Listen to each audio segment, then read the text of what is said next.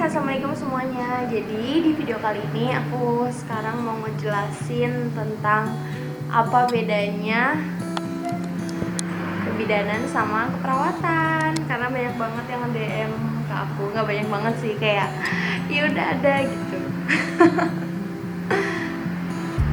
Jadi mari kita bahas apa bedanya kebidanan sama keperawatan. Nah, mari kita bahas buat kesamaannya dulu ya, kesamaan antara bidan sama perawat. Ya, seperti yang kita tahu, bidan sama perawat itu adalah sama-sama tenaga kesehatan, sama-sama harus kuliah dulu. Nah, kuliahnya itu kalau misalkan keperawatan itu dia jenjangnya ada D3, terus ada nurse. Sebenarnya ada S1, tapi sekarang S1 kayak nggak berlaku gitu, jadi harus langsung lanjut ke nurse, itu profesi. Jadi dari S1 lanjut profesi 1 tahun. Nah, jadi kalau misalkan mau D3 mau profesi nggak bisa cuma S1 gitu. Ngerti kan guys? Nah, itu perawat. Nah, untuk kebidanan juga sama. Kebidanan sekarang ada D3 sama ada S1, sama ada profesi bidan.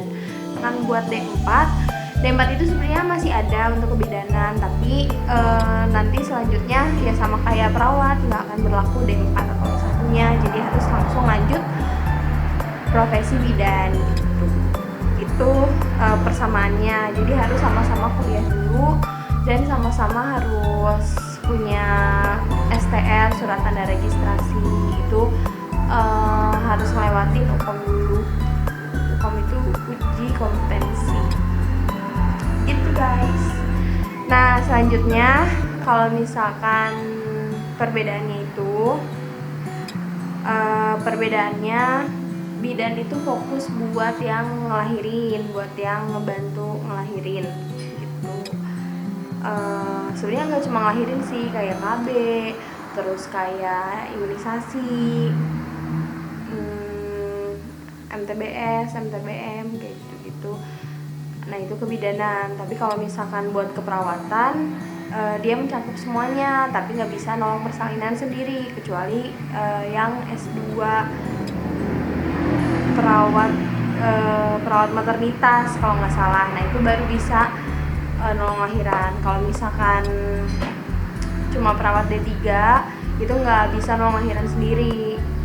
Nah, kalau bidan bisa nolong lahiran sendiri yang D3 gitu. Bedanya itu bisa rambut.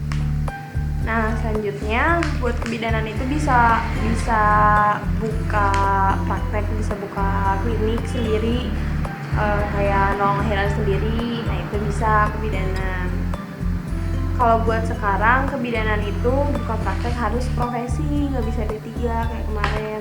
Kalau D3 itu bisa pas tahun-tahun kemarin. Jadi sekarang untuk D3 belum bisa buka praktek lagi, bisanya profesi bidan gitu. Jadi harus kuliah lagi.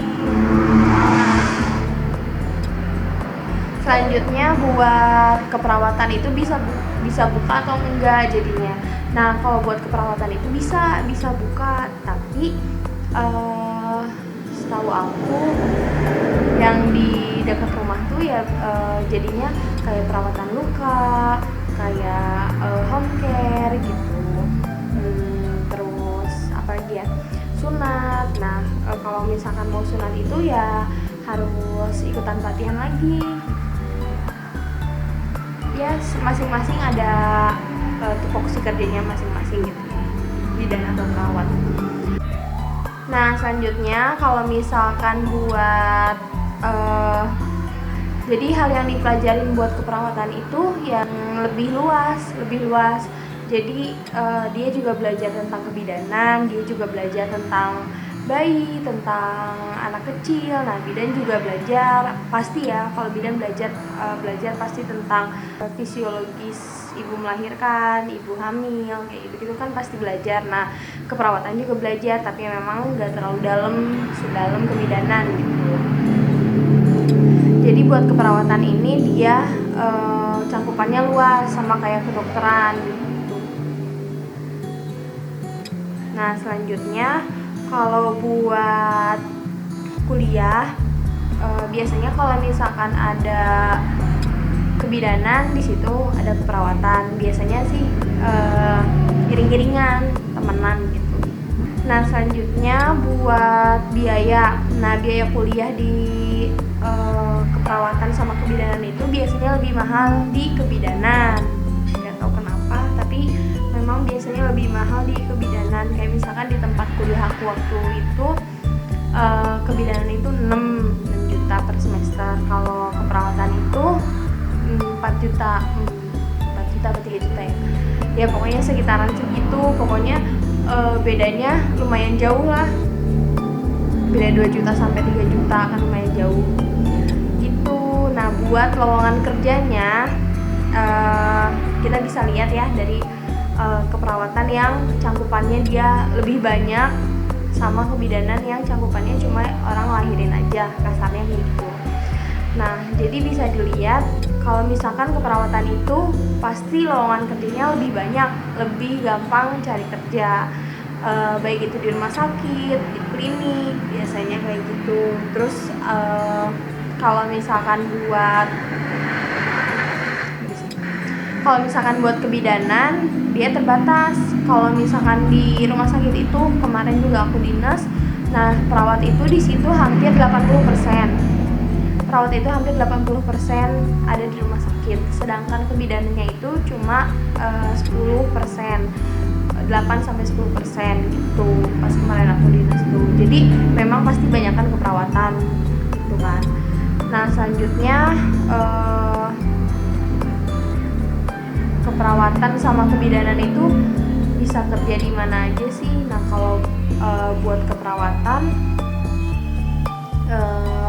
bisa kerja di dinkes, bisa kerja di rumah sakit, di klinik gitu. Nah bisa juga di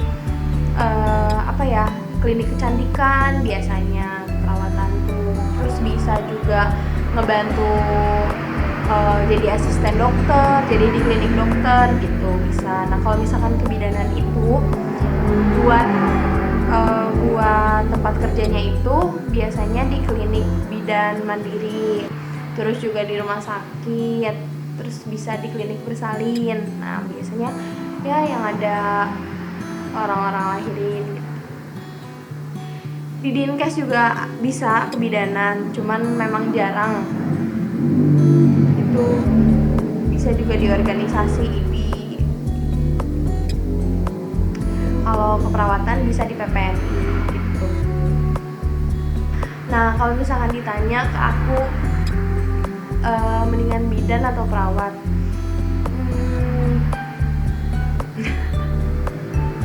karena aku sekarang juga kerja bukan jadi bidan, maksudnya masih di lingkup kesehatan tapi bukan jadi bidan tok gitu. Ya aku sih lebih milih kebidanan sih, tetap bidan. Cuman kalau buat kalian yang kira-kira aduh males deh kayaknya atau nggak ada nih pikiran buat buka praktek nanti ke depannya, mendingan keperawatan aja gitu.